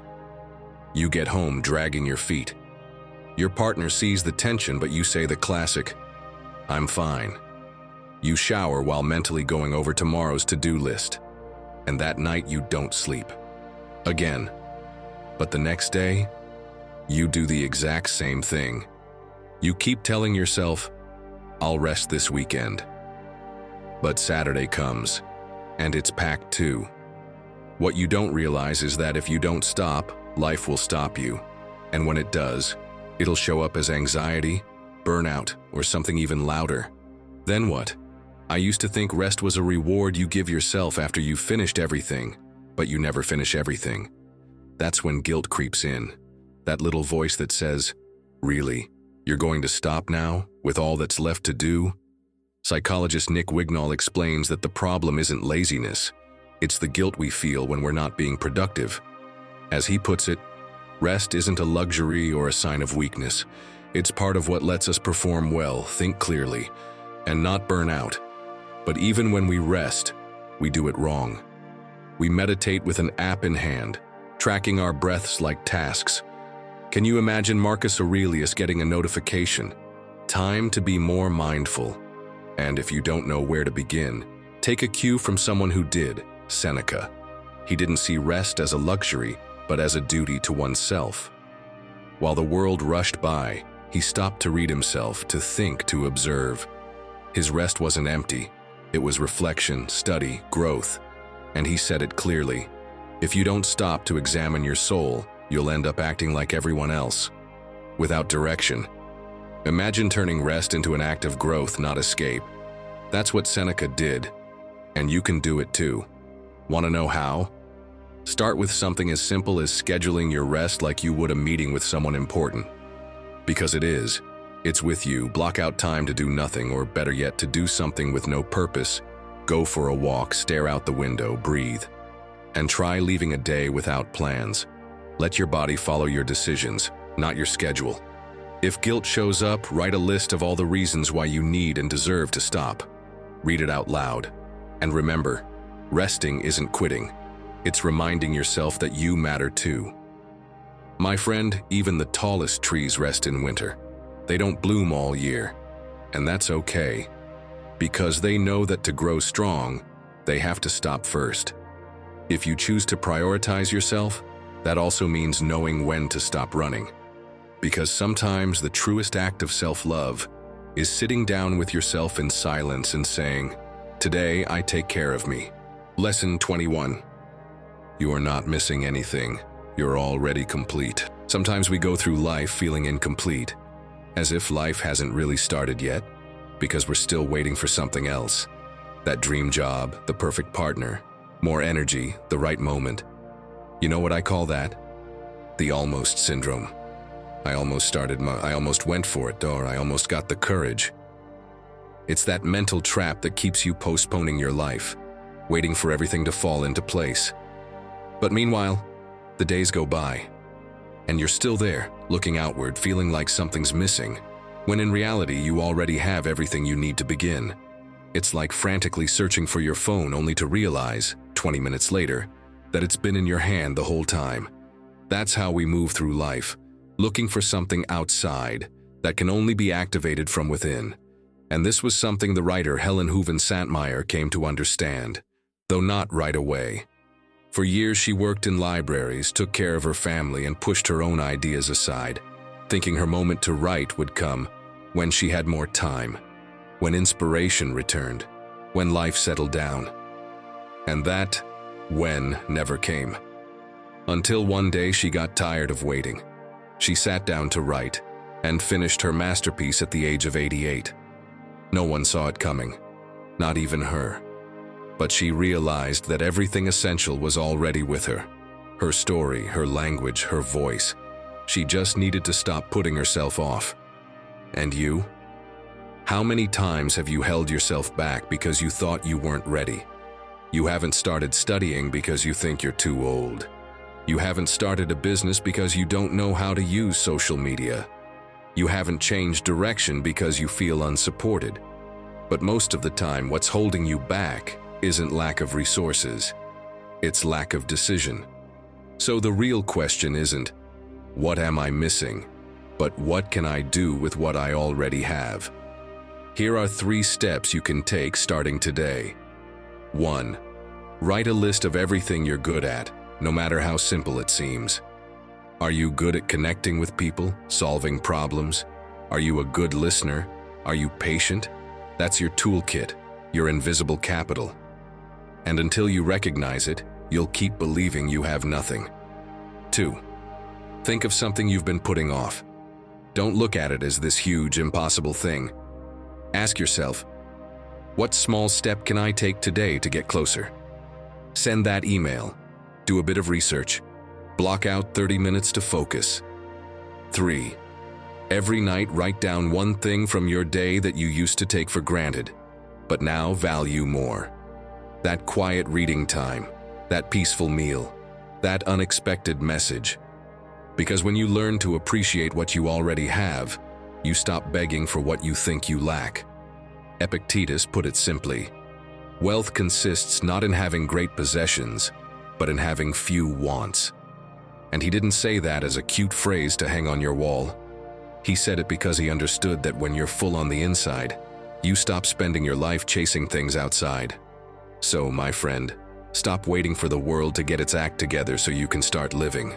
Look within, use what you have, and you'll see most of the time it's not about something finally arriving. It's about finally realizing you were ready all along. Lesson 22. No one's coming to save you, and that's a good thing.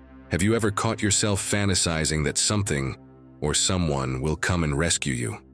An unexpected message that changes everything, an offer that pulls you out of that job you hate, a person who arrives, understands you, and fixes you from the inside without needing an explanation. Believe me, we've all been there. It's easy to imagine that real change shows up like it does in the movies, with epic music and sudden salvation. But life, my friend, doesn't work that way. No, the truth is that no one is coming to save you. And even though that sounds harsh, it's actually the best thing that could ever happen to you. It's like that story of the man who fell into a well, a deep, damp, dark well. He spent days looking up, shouting, waiting for someone to pass by and throw him a rope. "Help! I'm down here!" But no one came, not a soul. Night fell, rain came, and he kept looking at the sky like it was going to open up. Until finally, exhausted, he started digging through the mud with his bare hands, out of pure instinct, out of desperation. And that's when he felt it. Underneath all that mud, something harder. He wiped off his fingers and saw it was stone. A step, then another and another. Steps carved into the wall. They had always been there. He just never looked for them. Because he was so obsessed with being rescued, it never occurred to him that the way out was buried right there in the mud, where no one else could see it for him. That's exactly what we do when we place our power outside of ourselves, when we believe that something external will give us the life we want. And who understood this better than anyone?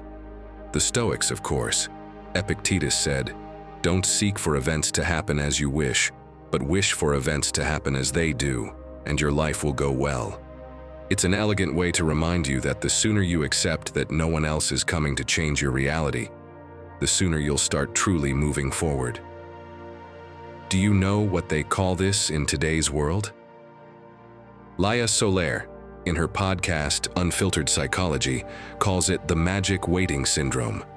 And no, it's not from a fairy tale. It's what happens when you say, "I'll move out of this place," once I'm in a relationship, as if freedom had to come with a +1. Or when you're in a job you hate but do nothing, secretly hoping your boss will suddenly realize it and say, "Hey, I've undervalued you this whole time. Let's raise your pay and title." Or when you know you want to join a gym, move to another city, start that project, but instead of acting, you wait for a sign, as if a glowing neon message will show up saying, "Now's the time, do it." And in the meantime, you do nothing, you just wait. But the truth is, my friend, that sign isn't coming. Because the only person who can authorize your change is you. Think about your own life for a moment. Are you waiting for your boss to recognize your talent before you dare to ask for that promotion? Waiting for that person to say they feel the same before you take a step? Are you waiting until you have more time, more energy, more motivation to start the gym, the book, the change? If so, you're handing over the wheel of your life to something you can't control. You're postponing your transformation because no one's clapping, and in the meantime, time keeps moving. So, are you ready to change this? I want to propose 3 things. First, write down clearly what you're waiting for. Literally, put it on paper. Are you waiting for your partner to change? For anxiety to go away on its own? For your finances to fix themselves without addressing them? Write it all down. Then cross it out, do it for real. That thing you're waiting for isn't going to show up the way you think. Second, ask yourself with brutal honesty what you would do if you knew no one was coming to help. If you knew that everything you don't do for yourself will simply remain undone. Where would you put your energy? What would you stop postponing? And third, do just one thing today that doesn't depend on anyone's permission. Don't post it. Don't explain it. Don't look for applause. Do it in silence. For you.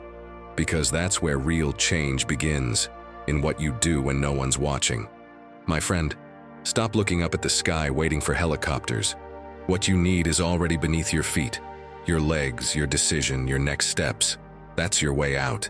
And it's right under the mud you haven't dared to move in years. Lesson 23. Noise is an addiction. Silence is an act of power. Picture Marcus Aurelius at the end of the day, sitting in a stone chamber, torches dimmed, the sky filling with stars. No notifications, no artificial sounds, no outside opinions.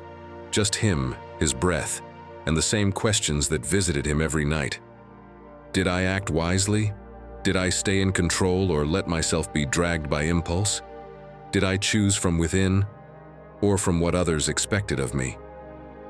In that world without screens, without constant noise, true strength was forged in silence. Now think about yourself. Could you be there, alone, no phone, no music, no constant content filling every second? No pretending that all that chaos outside isn't just an excuse to avoid looking inward.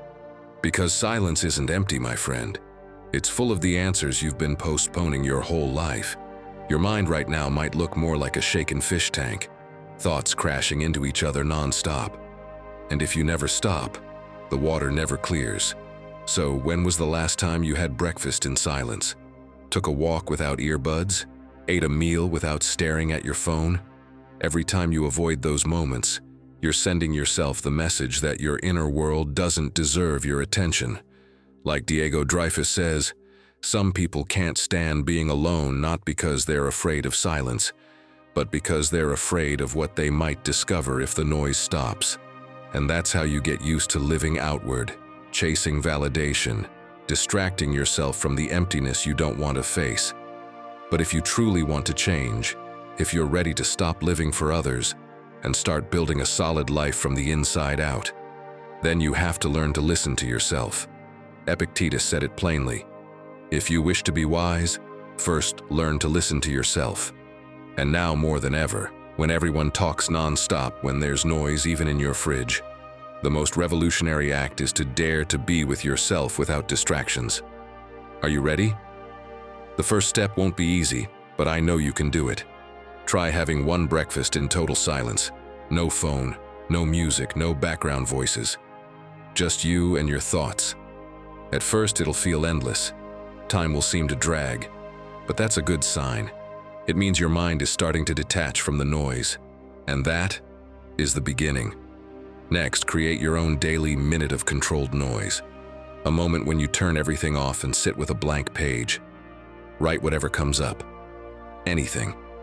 Even if it doesn't make sense. Even if it embarrasses you. Because those words that surface in silence are usually the ones you most need to hear. And finally, go out and observe. Literally. Look at a tree, the sky. With no headphones, no playlist, no goal of being productive. Just look. You might even notice your neighbor painted their house neon blue, and you'd never seen it before. Silence doesn't remove the noise. It reveals it. And once you see it, once you recognize it, you can't cover it up with distractions anymore. That's when, my friend, you stop searching outside for the calm that can only be built within. Slowly, without grand gestures, that's when the real transformation begins. So, my friend, are you willing to meet yourself without distractions? Lesson 24. Stop being the juggler who tries to do it all. Picture a juggler in the middle of the town square. He starts with 3 balls, tossing them skillfully into the air. Everything's going smoothly. The crowd claps. Then someone throws in a 4th ball, a 5th, and he manages to keep them going. But suddenly, someone throws in a knife, a traffic cone, even a flaming torch. And he keeps going. Smiling like nothing's wrong, but you can see the stress. He's at his limit, tense, scared, barely holding it together, because he can't drop anything. One wrong move, and he gets burned or cut. Now think about yourself, running around non-stop trying to keep everything from falling apart. Work, your partner, family, friends, fitness, your image, everyone's expectations. Stuff. You're like that overwhelmed juggler with a torch in one hand and a knife in the other. And by the end of the day, sure, maybe nothing's fallen, but nothing's standing strong either. Because in the middle of all that, it's so easy to forget what matters most. You, taking care of yourself, listening to yourself, giving yourself what you need to actually be well. And here comes the truth bomb. If you're exhausted, it's not because you're doing too much. It's because you're doing too little of what actually fills you up. Because instead of focusing on yourself, you've split into 1,000 pieces to meet everyone else's demands. But no one can keep that up forever without breaking. The Stoics knew this. They didn't live to handle everything. They lived to go deep.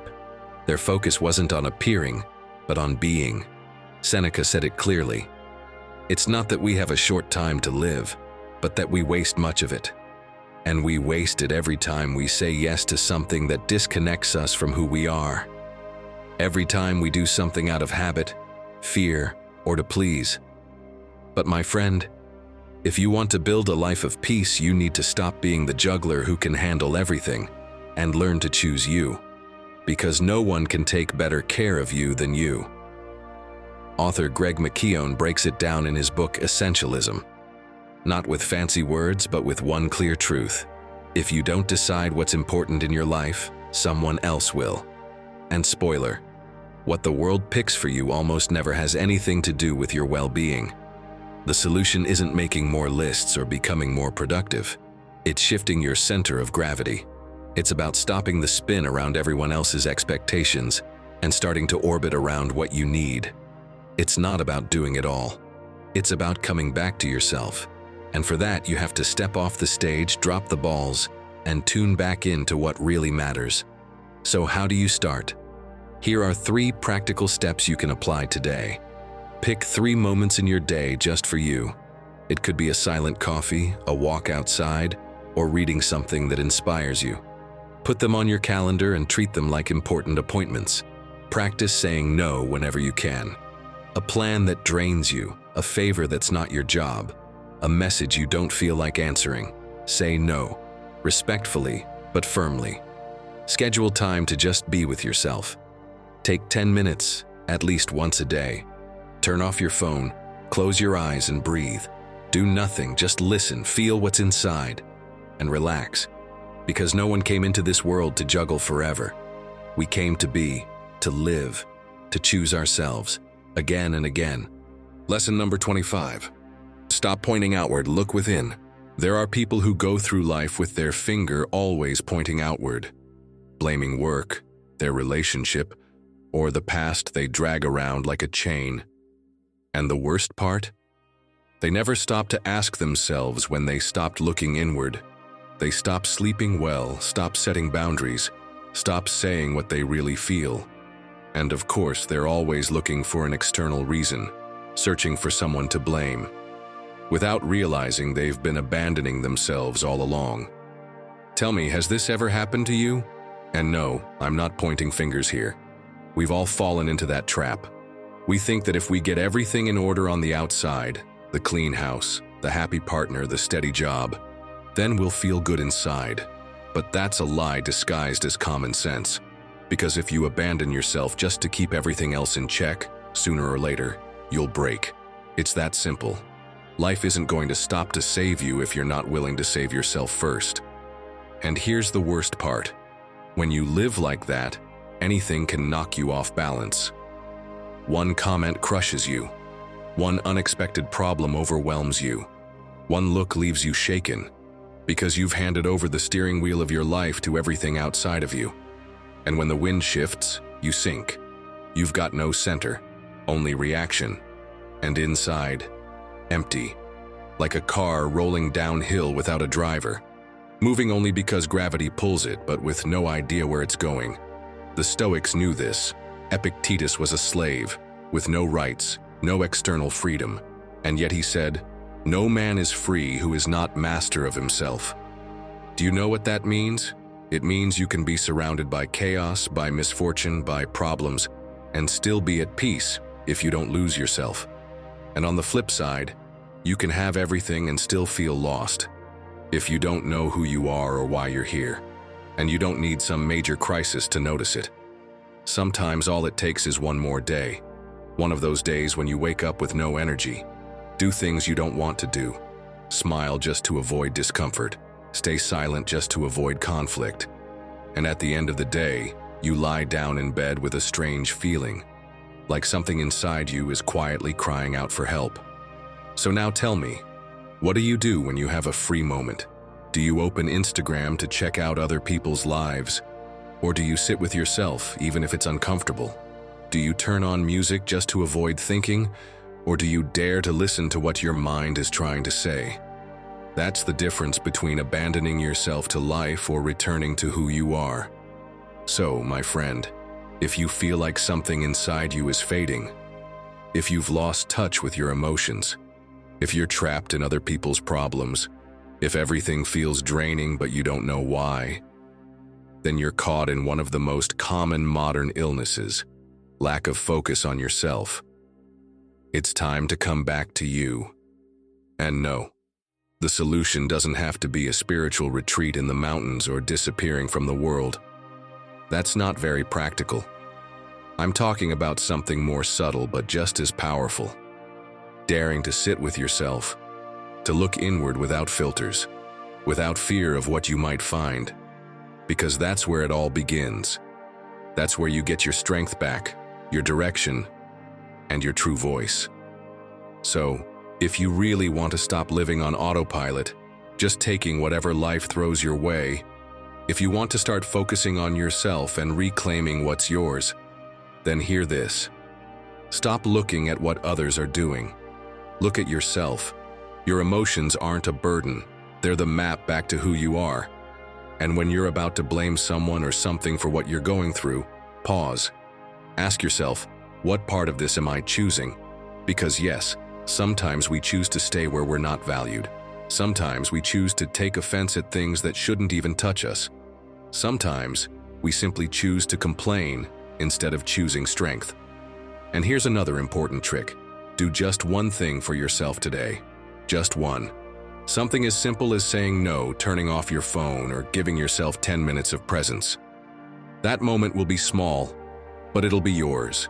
It'll be your commitment to yourself, your way of telling the world and yourself, I come first.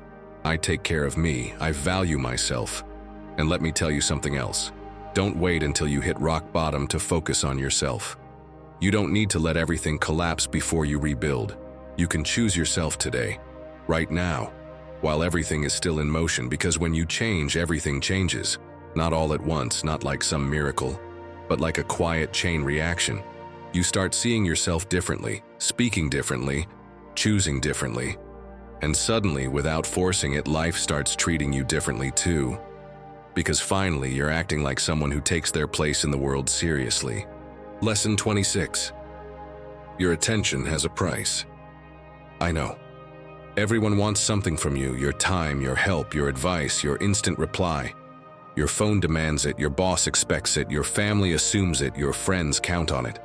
And in the meantime, you're just putting out fires. Sometimes you even convince yourself that this is what being a good person looks like. But there's an uncomfortable truth you can't keep ignoring. If you don't choose what to give your attention to, someone else will do it for you. And no, they won't always choose what's best for you. My friend, your attention is like an all-you-can-eat buffet at a mall. Everyone walks by, grabs what they want, serves themselves without asking, and you're left at the end washing the dishes without having tasted anything that truly nourishes you. And the worst part is, you get used to it. You get used to always starting something for yourself, but never finishing it. I'm telling you because it happened to me too. Not long ago, I spent 2 weeks saying I was going to reorganize my routine to prioritize myself. Sounds very stoic, very mature. But do you know what I actually did? I organized everyone else's life. I helped my sister with her classes, a friend with his move, a colleague with a report, and when I finally had a free afternoon for myself, I ended up watching meaningless videos, answering non-stop messages, and feeling totally empty. I realized I had turned my day into a to-do list for everyone, except me. And that's when it hit me. Staring at my phone screen, exhausted and frustrated, I stumbled upon a quote by Epictetus that completely threw me. Do not hand over your mind to just anyone who happens to walk by. That was the click. I realized it wasn't just about distraction. It was a silent form of abandonment. I was letting everyone else decide what I should think about, what I should focus on, and worst of all, what I should spend myself on. From that moment on, I started asking myself every day if my attention was bringing me closer or further away from the life I really wanted to live. And it's not just about willpower. The neuroscience educator known as Neurosapiens explains it clearly. Focus is a limited resource. When you spend it on tasks that don't fulfill you or bring you closer to yourself, your brain gets drained and punishes you with apathy. In one of his videos, he says, "It's not that you lack discipline. It's that you're burnt out from paying attention to things that don't matter." And wow, is he right? Now picture this scene. You're at home, finally ready to work on that project you've been putting off for weeks. You take a deep breath, make yourself a coffee, open your laptop. And just then, a message pops up. Got a minute? And of course, you always have a minute. Then comes another request, then a call, then a video. And by the time you realize it, the coffee's gone, the project's forgotten, and so are you. All that's left is noise. So what can you do to stop giving your focus away like it's worthless? When you feel like you're spinning in circles, do this. Sit down with a blank sheet of paper and ask yourself, what would make me feel proud by the end of today? Just one thing, not 10, not 5, 1. Write it down. That's your priority. And when you finish it, you'll have regained something incredibly valuable: control over your own attention. And if people are the issue, try this. Don't reply immediately. Not to the message, not to the call, not to the urgent interruption. The world isn't going to end if you take your time to answer. But you might finally begin building something that truly belongs to you. Tell me the truth. Did your attention today bring you closer to yourself or take you further away? Because if you're not paying attention to your own life, who are you giving it to? The answer, however painful, might be the beginning of real change. Because prioritizing yourself isn't about shutting the world out. It's about finally living with intention. And that, my friend, changes everything. Lesson 27. You're not anyone's backup. Has it ever happened to you that people only call you when someone else bails? That you're never anyone's first choice, but you still drop everything to show up? They say, "Carlos can't make it, can you come instead?" And you go, even though you're tired, even though you've got a million things to do. even though you promised yourself this Saturday would be yours to finally rest. But you don't know how to say no, because when you do, guilt creeps in. You're afraid they'll leave you out, because without even realizing it, other people have become your priority, even when you're not theirs. They text you and you reply instantly, even though you were in the middle of your favorite show. They call with a quick thing, and suddenly you're on the phone for an hour, listening to problems that aren't even yours. They invite you to a meeting only because no one else could go, and you show up, prepared, involved, hoping that this time they'll count on you for real. But no, you're not there to decide, just to fill in. And when you need something, that's when the phones stop ringing. That's when "I'll let you know" never happens. And the worst part? You keep showing up every time like you're everyone's backup plan, except your own. Like your life can stay on pause while people ask for favors, while they need you, while you keep abandoning yourself. Because saying no scares you. You're afraid they'll exclude you, afraid of seeming selfish, afraid that if you finally start putting yourself first, you won't know who you are. But my friend, let me make something clear. No one is going to give back the time you lost putting out fires that weren't yours. It's like you're that half-dry pen everyone uses because it's always there. Never the favorite, never the prettiest. But it works. Until one day, it runs out of ink. And what do? They toss it without a second thought. And you, who were always available, realize no one was truly there for you. They used you until you were drained, and now you're left alone with the exhaustion. That's exactly what happened to Mel Robbins. On her podcast, she's blunt. For years, she couldn't say no. She said yes to everything: meetings, favors, commitments, even when she was falling apart inside. Until one day, she woke up with no energy, no voice, no motivation.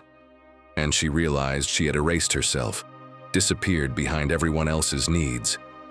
That was her turning point.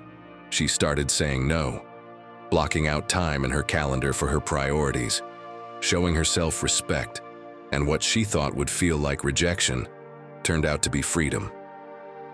You know who else had it figured out? Seneca. He didn't sugarcoat it. No wind is favorable to the sailor who doesn't know where he's going. Because if you keep changing course every time someone needs you, when are you steering your own ship? If you live just to be available, your life becomes someone else's calendar. And my friend, the time you give away doesn't come back. So if you want to take back control, it starts with putting yourself at the center. If you're tired of being everyone's backup, listen to this. First, stop replying instantly, not to punish but to honor your own pace. If you're watching a movie, finish it. If you're eating, enjoy it in peace. Whoever values you will wait, and whoever won't, never valued you anyway. Next, make a list of your non-negotiables. What are the things you're no longer postponing for anyone? Maybe it's your rest, maybe your personal project, maybe just an afternoon to yourself. Write them down, read them every week, and remember Seneca's words: if you don't know where you're going, you'll end up wherever others drag you. And lastly, practice saying no, literally. Thanks for thinking of me, but it doesn't work for me this time. No made-up excuses, no over-explaining. Saying no is also a way of saying yes to yourself. So tell me, are you going to keep waiting for someone to pick you, or are you finally going to pick yourself? Because you're not here to fill in the gaps, you're here to take up space. And only when you prioritize yourself without guilt will you start to see the world shift around you.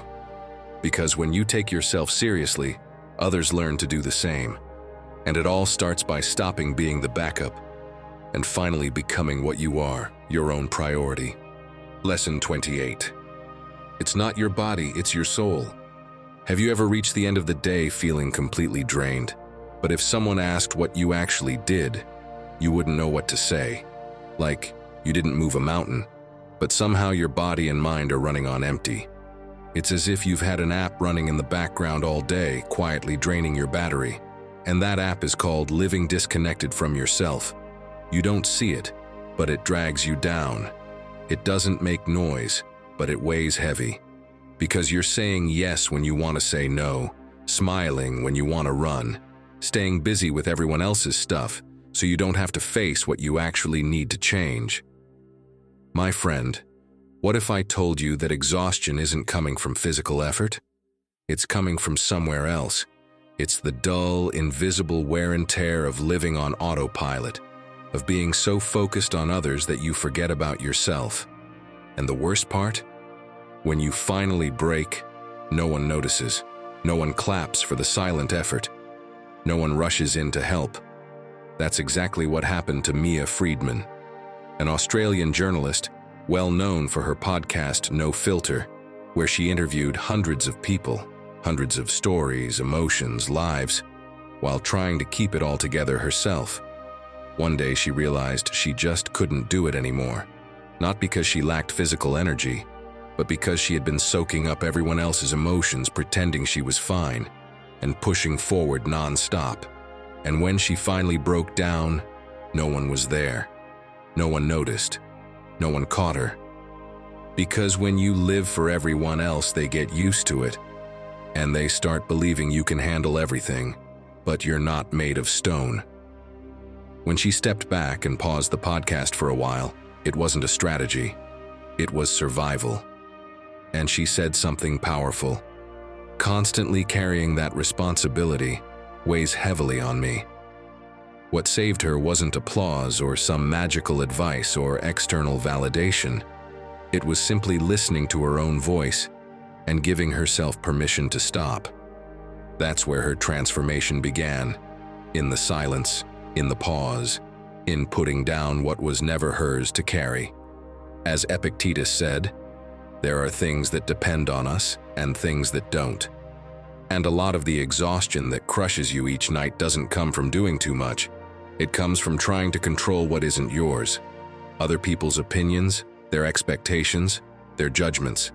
You spend your energy trying to please, to fit in, to follow a script you didn't write. And meanwhile, the only thing that actually does depend on you, your peace, your direction, your truth, is left waiting at the back of the line. So, do you really want your energy back? Here are a few steps to help you reconnect with yourself. First, do a day inventory. Write down everything you did yesterday and mark what gave you energy and what drained it. Be honest. If that phone call you took out of guilt left you wiped out, mark it, because until you see it clearly, you can't change it. Second, practice the kind no. It doesn't mean being rude, it means being clear. Learn to say, thanks, but that doesn't work for me, without launching into a 10-minute justification. Every excuse you give is energy you give away. And finally, create your own end-of-day ritual. One that doesn't involve a screen. It could be a slow shower, jotting down 3 unfiltered thoughts, or just lying in silence for 5 minutes. No stimulation, no distractions. Just you, with yourself. Sometimes it's not about getting more sleep. It's about resting from what you carry. Because if your entire day becomes a battle against your own truth, if you spend every hour pretending to be someone you're not, then of course you're going to end up exhausted. And maybe this is the sign you've been waiting for. The sign to start building a solid life from within. Not from what others expect of you, but from what you truly need. You've spent your life showing up for everyone, except yourself. But today something inside you has clicked. Because when you stop living to please others and start living in your own voice, the world stops feeling like a burden and starts becoming your stage. What comes next is yours, only yours. If you've made it this far, write in the comments, I put myself first, and everything starts to shift. That tells me you're part of this community that doesn't give up. Subscribe and turn on the bell so we can walk this path of wisdom together. You've got more videos on screen waiting for you, because every step counts. Click now, and let's keep learning together.